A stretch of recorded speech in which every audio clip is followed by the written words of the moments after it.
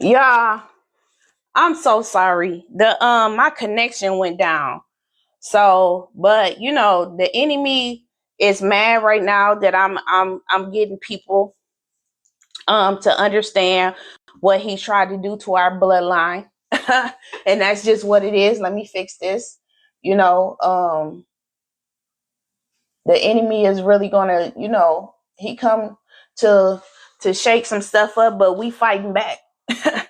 We fighting back, y'all. So hopefully y'all will jump back on. Uh and that's why I told y'all to really I told y'all to really connect to my YouTube channel. Y'all go over to my YouTube channel and subscribe to that. Life Unmothered on YouTube, Bona Griffin on YouTube. Y'all go over there because I am eventually going to get off of this because it's tripping. It's tripping and it's been tripping. I don't care for that because I gotta finish, right? So hopefully y'all see the live and y'all pop back on. But this is continuous from the ended broadcast, right? So, and I'm gonna go probably like 10 more minutes over because it interrupted. But let's go, y'all. So your wounded inner child shows up in your parenting, right? When your unhealed childhood experience silently shapes how you respond to your own children, right? It happens when you parent from a place of reaction, fear, control, or emotional survival, right? Instead of consciousness connections, you don't mean to pass the pain on, but if you never healed, you repeat it, y'all. So what we doing, like I said, I apologize for the interruption. It kicked me off. So, but we gonna finish tonight's live. So what I'm teaching on and continuous on is how your wounded inner child shows up in your parenting. Okay. So if you were you're not just raising children, you're raising yourself. Every time your child triggers a part of you that was once ignored, dismissed, hurt, or silenced, right? So like I told y'all before, your children can trigger a trigger that is already planted in you from childhood, and unless we know those triggers, that we're going to continue to parent through a wounded inner child with our children. And it's not fair to our children. It's not fair to them, right? So let's keep going. Let's break this down, y'all. So how a wounded inner child shows up in parenting, okay? You struggle to emotionally regulate. You yell, you shut down, you overreact, especially when your child cries, talks back, or have big emotions. Why? Why do you do this? Because your emotions remind you of because their emotions remind you of what you weren't allowed to express, y'all. Your children emotions remind you of what you were not allowed to express. This is how your wounded inner child is showing up in your parenting. It says, stop crying before I give you something to cry about, because your autopilot becomes your autopilot. It says, stop crying before I give you something to cry about becomes your autopilot because it was said to you. It was said to you. So I already told y'all, we parent how we were parented. That's just what it is. We gonna repeat what was done to us. Not everything. I'm telling y'all, we're not gonna parent everything because it's some things that we consciously said that we would not pass on to our children. But it's those unconscious things that we do, right? So it says you take everything personal when it comes to your child. Your child behavior feels like an attack or a disrespect, when often it's just a child being a child. Why? Because your inner child still aches from not being heard. So you interpret everything through that old pain. Do y'all hear that? You interpret everything through your own old pain. Why are you doing this to me? But they're 5 years old and just having a tantrum, right? Number 3, and we are discussing how a wounded inner child shows up in your parenting, right? You try to control and not connect. Y'all, this is just, you try to control and not connect. Now, I told y'all, we parent off of fear. We want our children to fear us. So you try to control and not connect. You over discipline, y'all. It's a thing called over discipline. You over discipline, you micromanage, or demand perfection from your child to feel in control. Why? Because your inner child lived in chaos, and control feels safer than vulnerability, y'all. Your control feels safer than being vulnerable. I have to be hard on them so they don't end up like me. But harshness isn't the same as love. Did y'all hear that? Did y'all hear that? Okay, let's keep going. You struggle to set boundaries or say no. You either become too lenient or too authoritative. Rarely in balance. Why? Because you didn't grow up with healthy boundaries. You either had none or were smothered. That's what it says. You might spoil your kids to feel like a better parent than you had, but overgiving is still a trauma response. Did y'all hear that? Overgiving is still a trauma response, y'all. Okay? It says, number 5, it says, you look to your children to meet your emotional needs. Now, a lot of us did that. I did that in the beginning. I'm not even going to lie to y'all. You may unconsciously seek comfort, validation, or purpose through your children, putting pressure on them to heal you.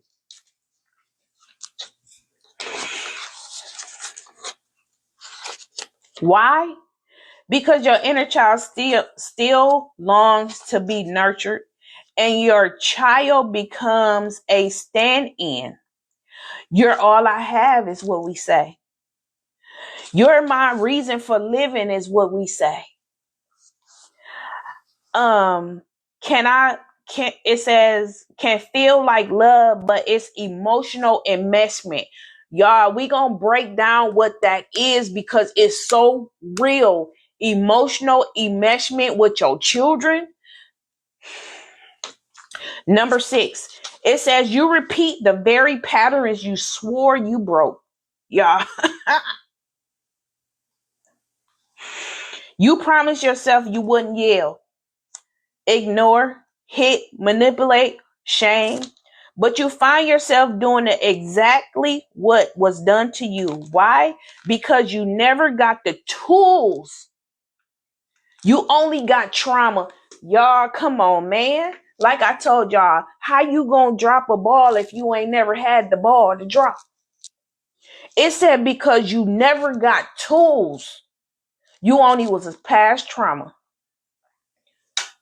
I hate how I parent when I'm triggered, but I don't know another way. And I'm giving y'all another way, y'all. I'm trying to tell you. So it says when your inner child is still wounded, parenting becomes a mirror, not a mission.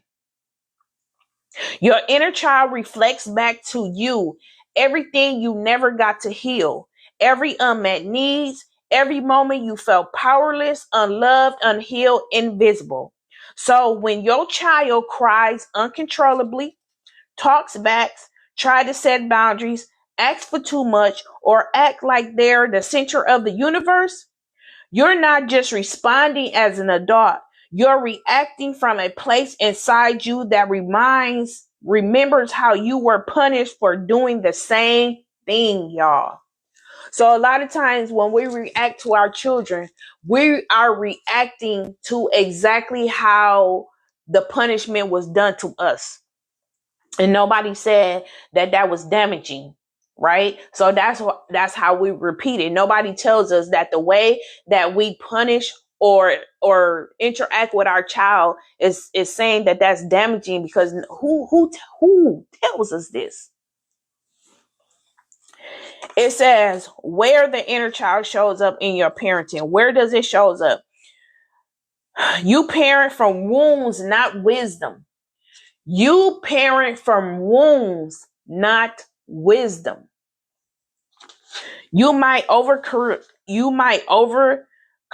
everything your child does wrong because you were over criticized and felt pressure to get it right now.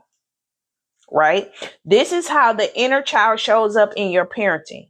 You parent from wounds and not wisdom. You might under discipline because you associate discipline with trauma, so now you avoid conflict altogether. Your child, it said the results. Your child doesn't get guidance. They get your trauma in different clothes. I want to be better than my parent, but I feel like I'm either too harsh or too soft. That's what how it shows up, right? You shut down when they need you the most. You shut down when your children need you the most. Your child cries, and instead of comforting them, you feel numb, angry, or overwhelmed. You tell them, get over it. Why? Because no one came for you when you cried, right? So now your child's needs trigger your own sense of selfishness, helplessness. That's what it says. Your child triggers your own sense of helplessness. Y'all, come on. Come on.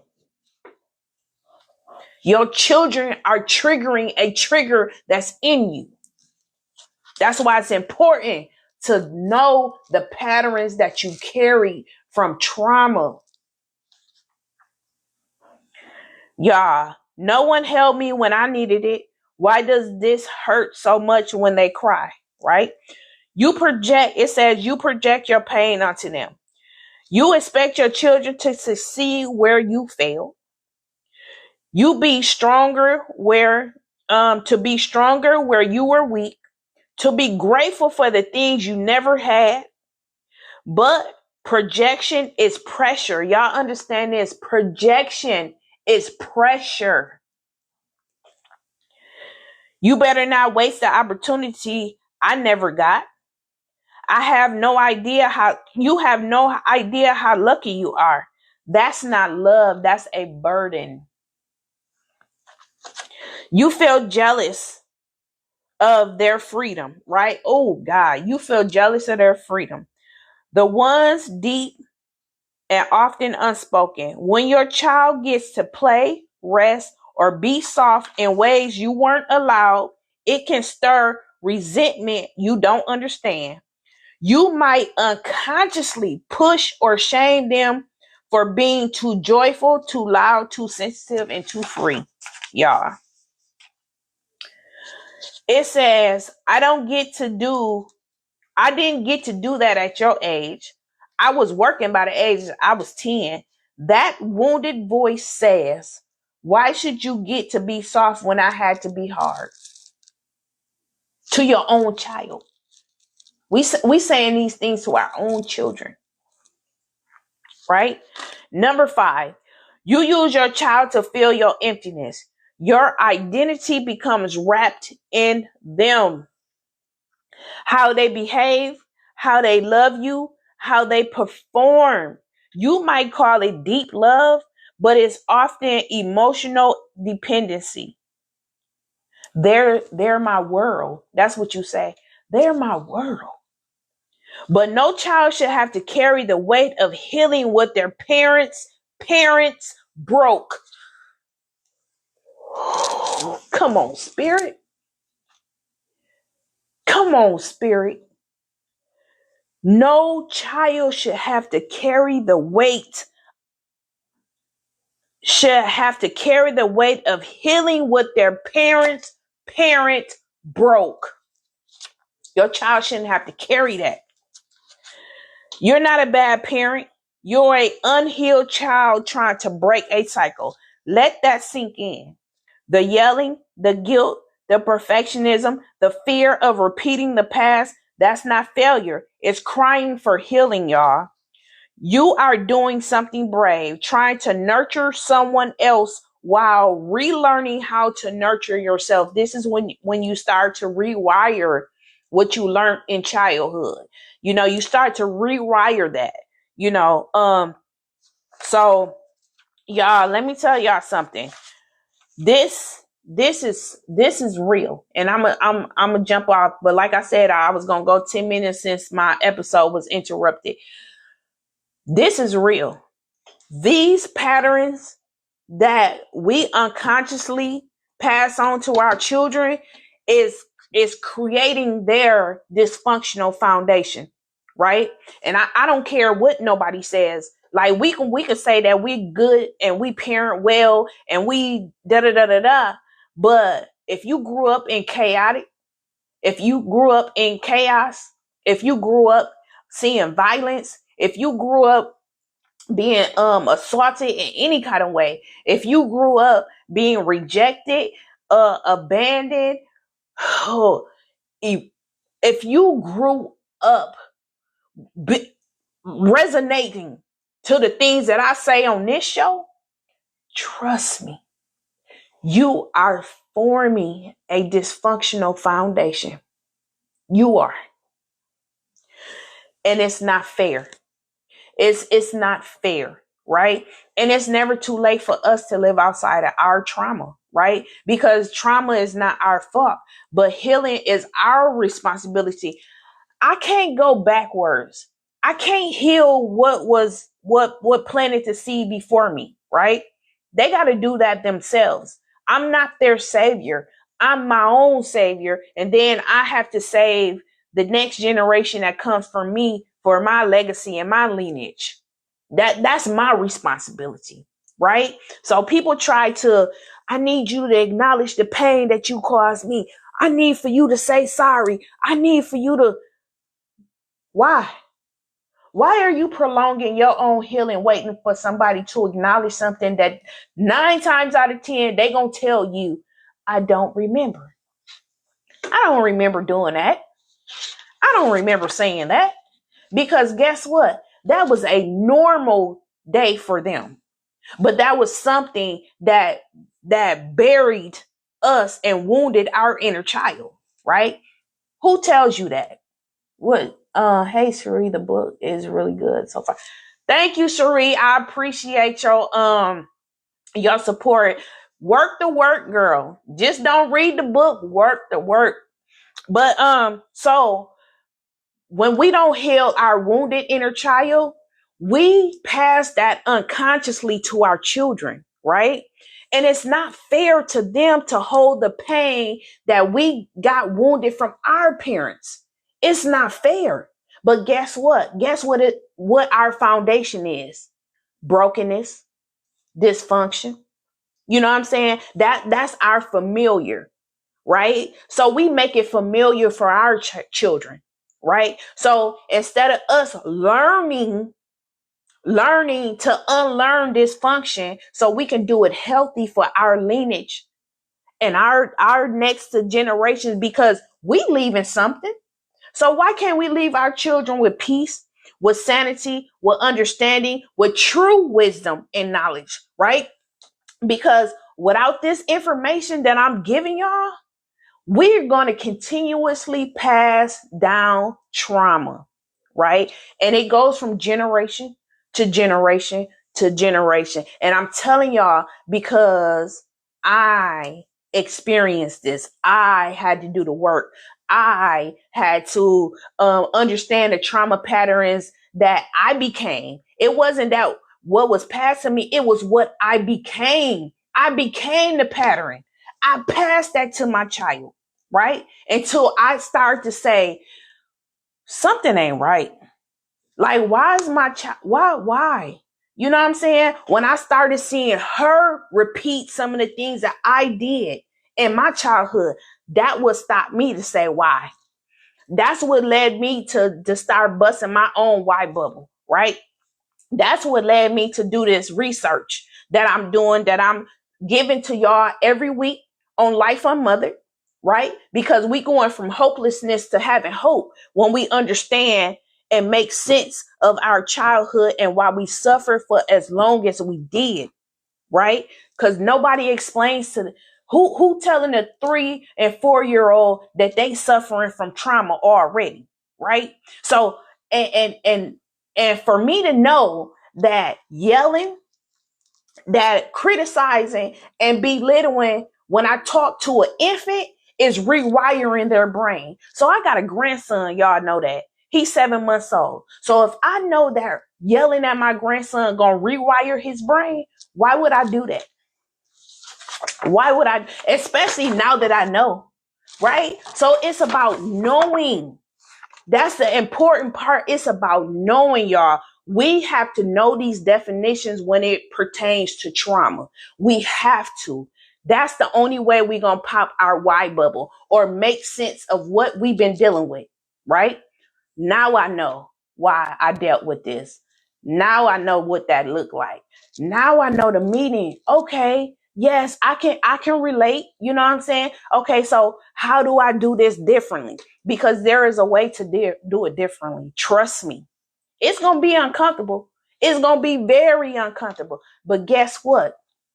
No growth no, you cannot grow in comfort. So you have to do it until it feels right. And healing is not pretty, y'all, especially when you got to go back.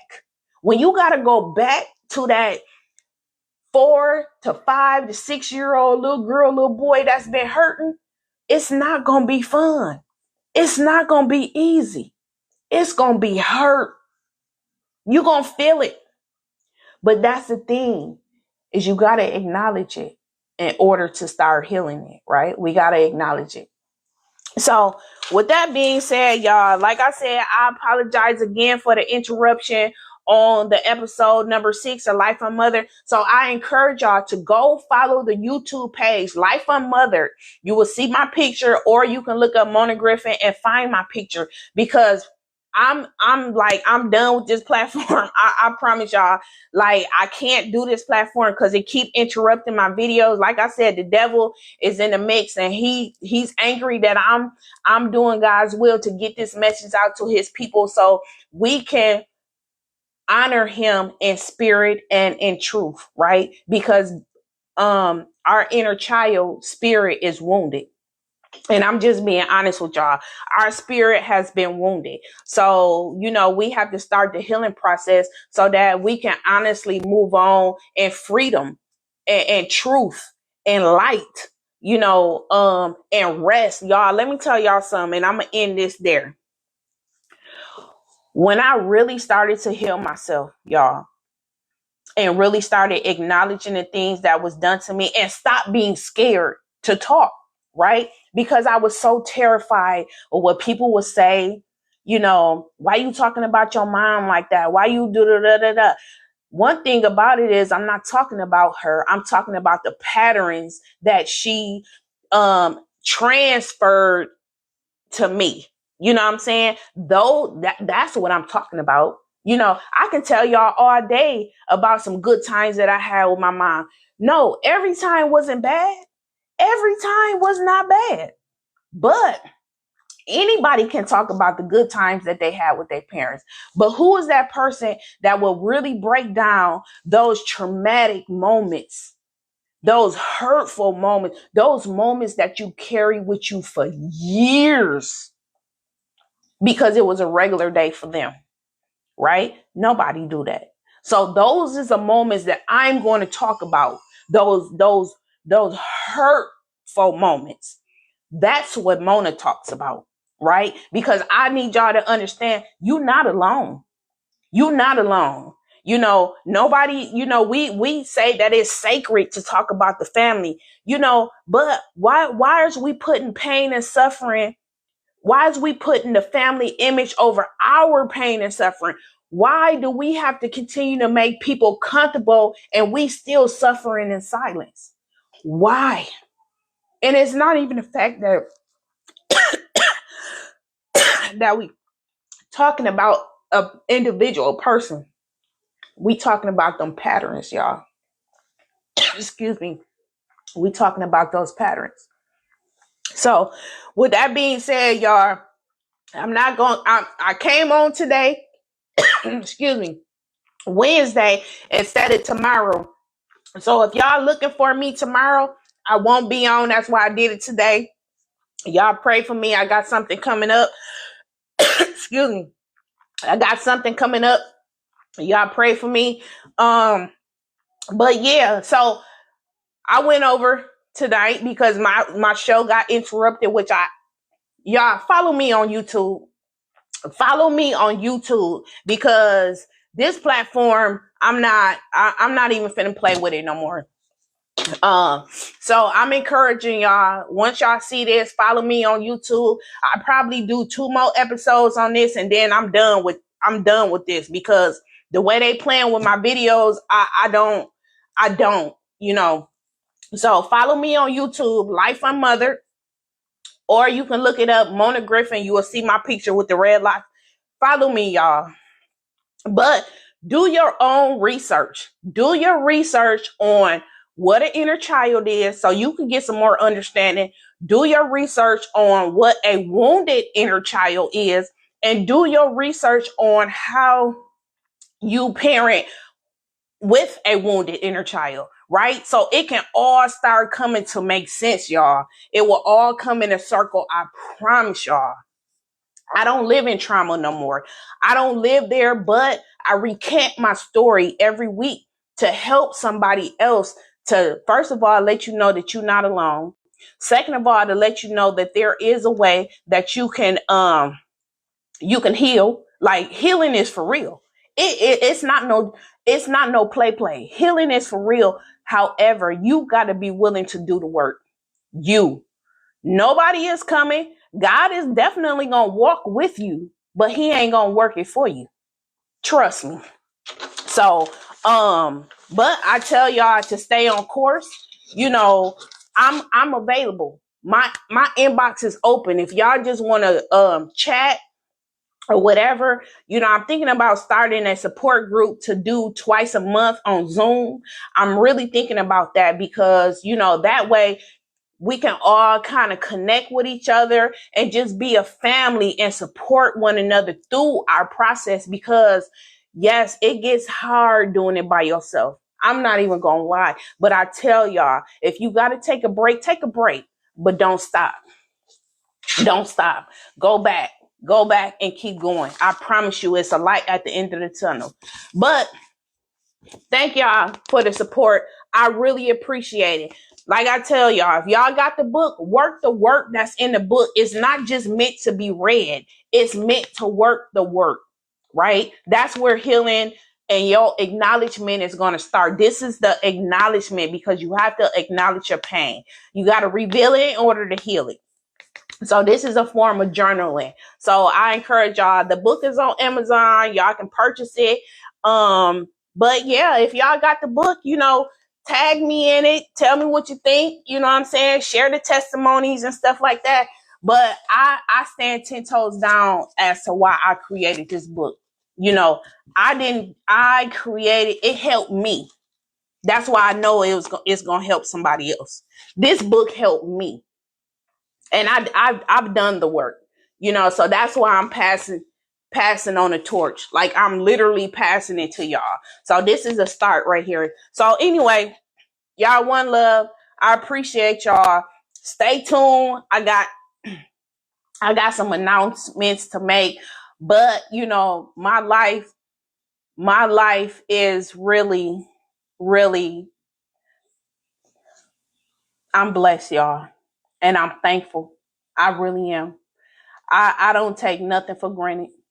I thank God for a second chance. I really do. Because people don't know. I'm gonna keep it censored. I'm a grape survivor and a suicide survivor. So, I'm grateful for a second chance. I promise you I am. And that's why I'm here to tell my why. And this is why I go so hard. This is why I go so hard, because I had to wear a mask to protect the image that I had to protect, and not, and bury my suffering and pain. But I was dying inside, and I'm not waiting no more. I'm not waiting no more. So with that being said, y'all, pick up a book, journal, do this work. You know what I'm saying? Journal, talk to somebody safe, if that's the road that you have to take. But y'all, you can get there. You can get there. It's one step at a time. It's one step at a time. And no, and it's okay to not be okay. It's okay to not be okay. But with that being said, y'all, I'm off for real. Y'all be blessed. And until next week, Thursday, y'all be easy. Bye.